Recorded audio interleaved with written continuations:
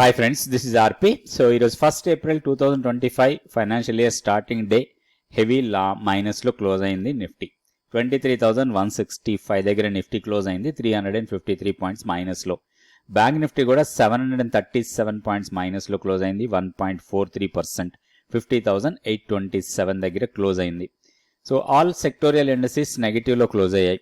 So మనం Nifty 50 stocks లో చూస్తే 13 స్టాక్స్ గెయినర్స్ లో ఉంటే 35 స్టాక్స్ లూజర్స్లో ఉన్నాయి. గెయినర్స్లో ఉన్న టాప్ స్టాక్స్లో చూస్తే ఇండస్ఇండ్ బ్యాంక్ బాగానే పెరిగింది, ఈరోజు కొంచెం 5% పెరిగింది. అదేవిధంగా ట్రెంట్ కూడా పెరిగింది. దెన్ మనకి Bajaj auto, so hero motor Corp, ఇవన్నీ కూడా కొంచెం పెరిగిన స్టాక్స్ మనకి. కాకపోతే హైయర్ లెవెల్ నుంచి బాగా డౌన్ అయిన తర్వాత రికవర్ అవుతుంది. సో మన ఇండస్ఇండ్ బ్యాంక్ చూసినా కానీ హైయర్ లెవెల్ నుంచి బాగా డౌన్ అయింది, ఇక్కడ కన్సాలిడేట్ అవుతూ ఉంది ఇప్పుడు. సో 630 నుంచి అరౌండ్ 700 అనుకోవచ్చు.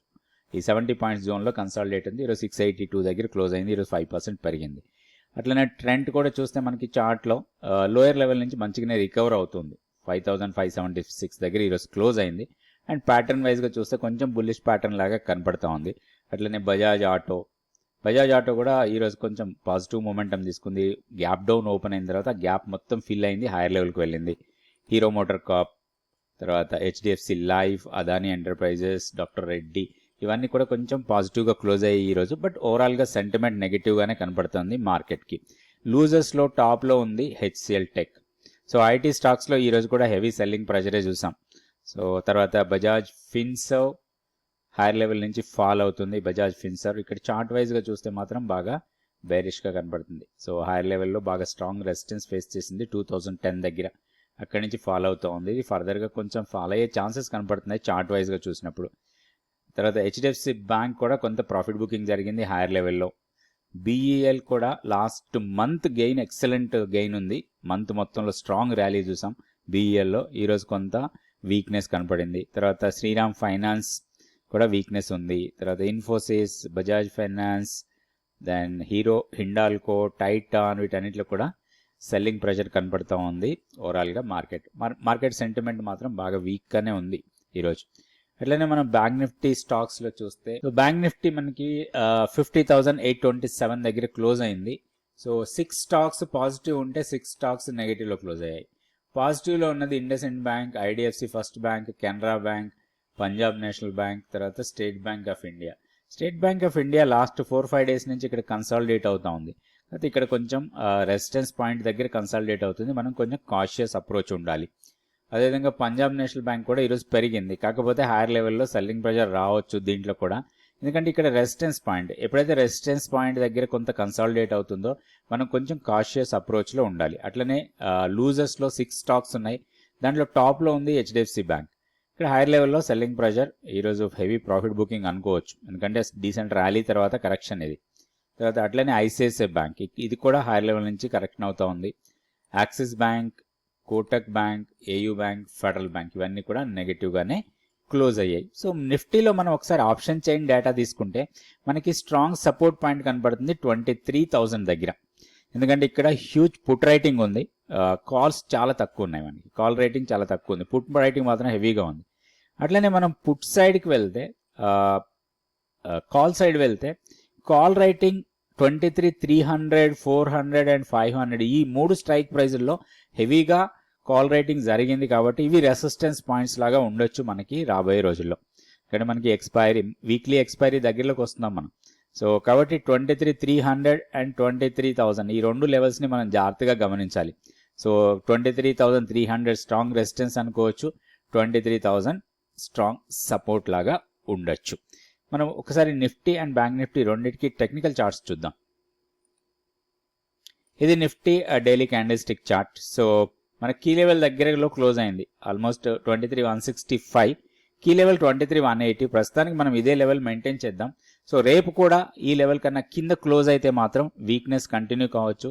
ఇక్కడ ఒక గ్యాప్ ఏరియా ఉంది, ఆ గ్యాప్ ఏరియాని ఫిల్ చేసే అవకాశాలు ఉన్నాయి. మనకి ఇక్కడ ఒక చిన్న గ్యాప్ ఉంది, అరౌండ్ 22,970 ఆర్ 980 ఆ లెవెల్స్ దగ్గర నుంచి 22,940, 950 లెవెల్స్ ఇక్కడ. అండ్ మోర్ ఓవర్ 23,000 దగ్గర మనకి కొంచెం పుట్ రైటింగ్ హెవీగా ఉంది, కాబట్టి ఇది సపోర్ట్ తీసుకోవడానికి అవకాశాలు ఉన్నాయి. చూద్దాం ఏం జరుగుతుందో.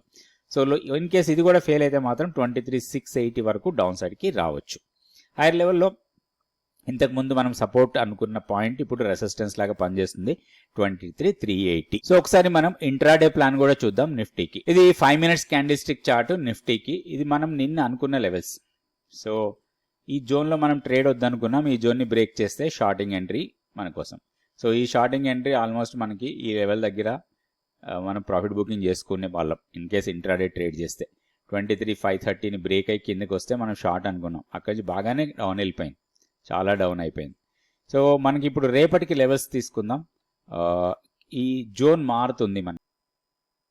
సో ఇది 5 minutes క్యాండిల్స్టిక్ చార్ట్ రేపటికి లెవెల్స్. సో ఇక్కడ మనకి ఈ జోన్ 23,225 నుంచి 23,350 ఈ జోన్లో మనం ఎలాంటి ట్రేడ్ తీసుకోవద్దు. మనం ఓపెనింగ్ ఎక్కడ అవుతుంది చూసుకొని దాని ప్రకారం ప్లాన్ చేసుకోవాలి. సో ఈ జోన్ మనకి నో ట్రేడ్ జోన్ లాగా తీసుకోవాలి.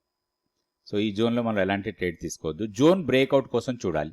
So in case zone up side breakout అయితే 23,440 వరకు వెళ్ళడానికి అవకాశాలు ఉన్నాయి. అప్ సైడ్ మన ప్రాఫిట్ బుకింగ్ ఏరియా లాగా తీసుకోవాలి దాన్ని.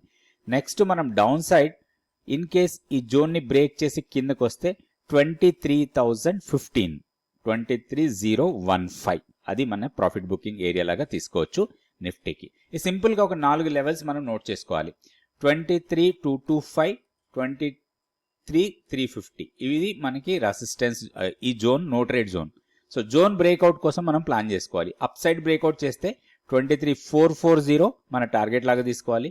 డౌన్ సైడ్ బ్రేక్అవుట్ చేస్తే 23,015. Simple trade. రేపు ట్రేడ్ ప్లాన్ ఇది. రేపు నెక్స్ట్ బ్యాంక్ నిఫ్టీ చూద్దాం. ఇది bank Nifty 5 minutes candlestick chart. రేపటికి లెవెల్స్ నోట్ చేసుకోవాలి మనం.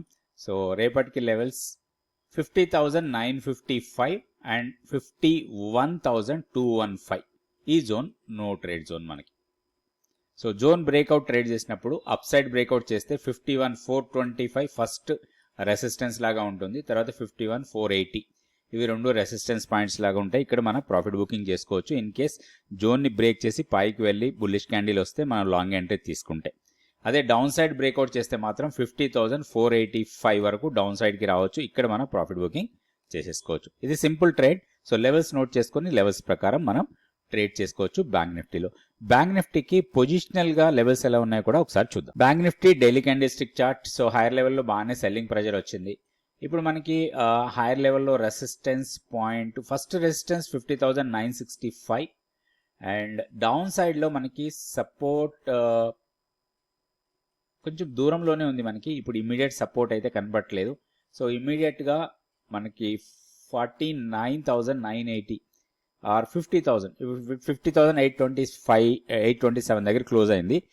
ఈరోజు లోని బ్రేక్ చేస్తే మాత్రం, అంటే ఈరోజు లో వచ్చి 50,745.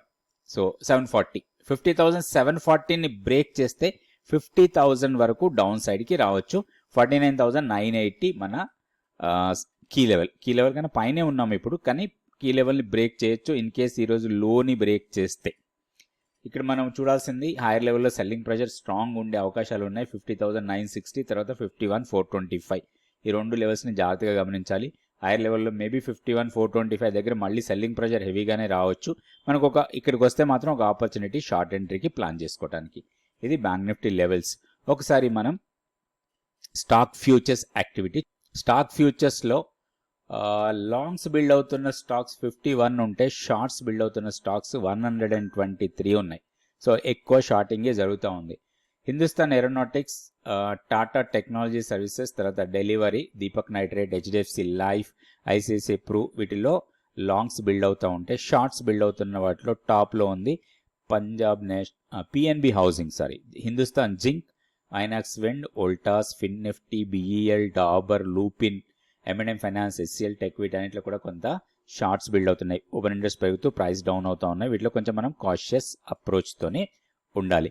ఒకసారి ఎఫ్ఐఐ డేటా చూద్దాం. సో ఎఫ్ఐఐస్ మళ్ళీ సెల్లింగ్ మోడ్లోకి వచ్చారు. మార్కెట్ బాగా డౌన్ కావడానికి అది కూడా ఒక కారణం అనుకోవచ్చు మనం.